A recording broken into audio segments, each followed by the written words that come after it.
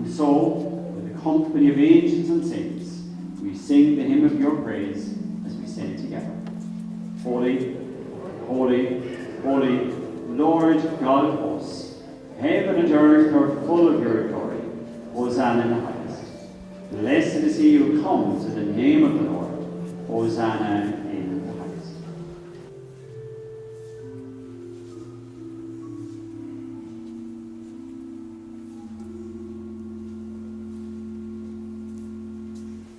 There are many challenges ahead for the Catholic Church. How will they cope or fail to cope with these challenges? Could potentially lead to the further fall of the Church, or will it rise in the face of adversity? Father Declan Shannon is the administrator of St Mary's Parish in Athlone. He was ordained in 1995. In 2016, he celebrates his 21st year in the priesthood. We spent the Sabbath day with Father Declan. He was very honest during this time. Particularly when I see fathers with their children, there's something about that always touches me, to see a father with his child. You realise, you never share that moment, that this is your child. There is a lot of responsibility that comes with being a priest. People need help, guidance and support. How does one settle on the fact that they are going to dedicate their life to this? I have very clear memories as a child of taking 3 kitchen stools upstairs to our landing and making an altar.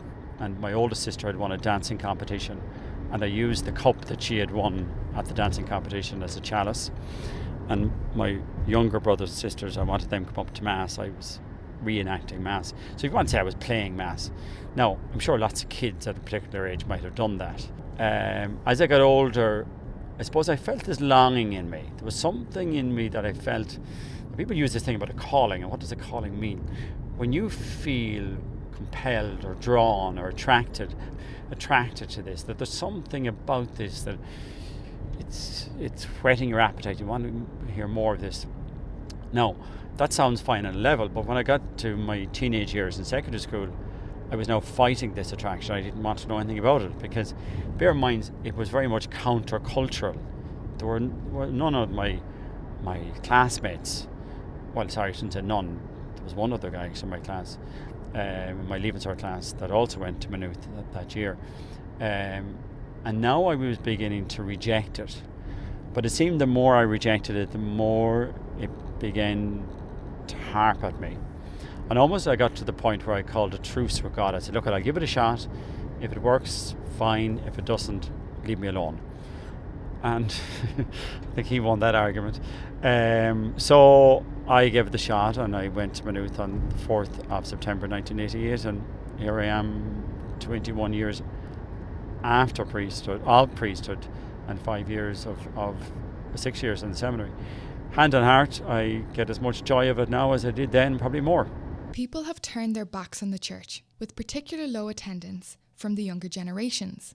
How will the church tackle this problem? It's interesting, with one of the roles I have, not so much in the parish, more in the diocese, is that I'm the youth director on our diocesan pilgrimage to Lourdes. And every year I bring between 25 and 30 teenagers to work on it. You see, there's incredible goodness in young people, much more than is given credit. And oftentimes, well, they're a huge search for meaning in their own lives, but they're also looking for opportunity to make a difference in others. And these people are coming to Lourdes with us for 5 days, pushing somebody in a wheelchair that's the same age as them. And somehow they see that there's another aspect to the church that appeals to them, that you actually make a difference in somebody's life. So, going back to what I said from the very outset of the interview, is that you have an opportunity to make a difference in people's lives. That thirst is still in our young people, and we need to satisfy that, but we need to listen to the voice of God. I remember asking one of my Leaving Certs, we're talking about, their own parish, and would it make any difference if there was never a church in it, or never a priest in it, or there was never Mass said in it? And these are kids who mightn't describe themselves as being overtly religious, but somehow when you took it off them, they became very possessive of it. I remember doing another class with Leaving Certs talking about baptism and saying, should children of non-practicing parents be baptised? And the challenge for them was, well, you've no right to stop it. Yes, okay, but don't stop the baptism of the child, but do you baptise a child into a faith that is never brought up in? Then they begin to look at, okay, I see your argument. In other words, you don't become a member of a golf club and not play golf. There's a challenge for all of us in this. There's no simple answer for it.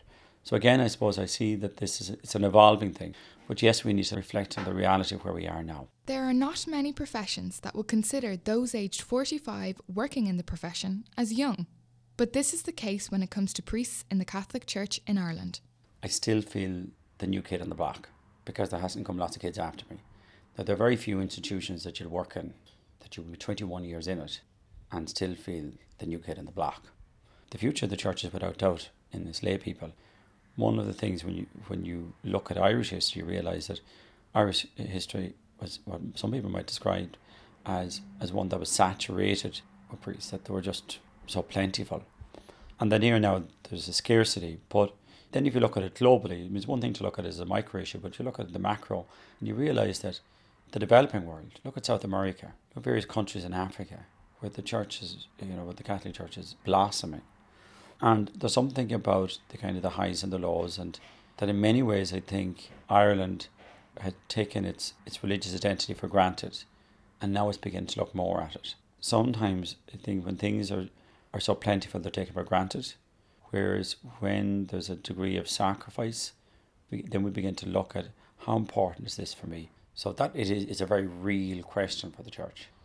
It's one thing for it to be a question for the church, but if you believe that God has formed the church, given us the church, well then one of the fundamental things he said was, I'll be with you always, yes, until the end of time. So the church is bigger than me, and it's bigger than the bishops, and it's bigger than the Pope. And having said that, it's about listening. What is the Spirit telling us to do? There are two very kind of fundamental issues that always come to the fore at a time like this. And one is looking at the ordination of women, and the other is to look at the issue of a married clergy, and that would both or either contribute to increasing the numbers of priests, be they male or female. Does God intend there to be a married clergy, or does he not? Does he intend there to be a women priesthood or not? Can Father Declan envisage the marriage of priests and ordination of women in the future?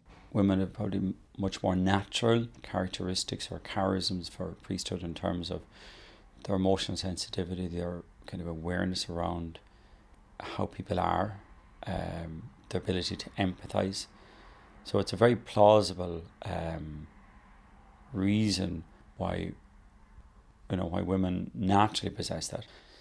I suppose it's a little bit like the gender quota when it comes to politics. I think if we only ordain women because there isn't enough men, then it is two things. It demeans women, and it also demeans the priesthood. Having said that, I have to go back and ask, what's God asking us to do now? One of the arguments that the church will have is that when Jesus called the disciples, he called them as men. Now, why did he call them as men? And Jesus wasn't somebody that subscribed to social norms because they were social norms, either because he believed them or he didn't. So he was a radical thinker. He wasn't afraid to think outside the box. He wasn't afraid to challenge the status quo. He wasn't afraid to be of his own mind. So he wasn't a conformist. So why did he not? And I don't know the answer to that. In terms of the marriage of priests, I know that if I were married and had a wife and children now, that the demands that would be made of me in my priesthood, I probably have to have the time that I would spend in my ministry to be able to devote it to my family. Because literally I could start in the morning my first call come in at 7 o'clock in the morning, and I could still be on the job at 11:30 that night. Now, I don't want to say always every day, but that could happen. How could I possibly be a husband and father and also be that committed to the church? So something would have to give. And that's not to say that it couldn't give. And then naturally, particularly when I see fathers with their children, there's something about that always tears at me, but touches me to see a father with his child.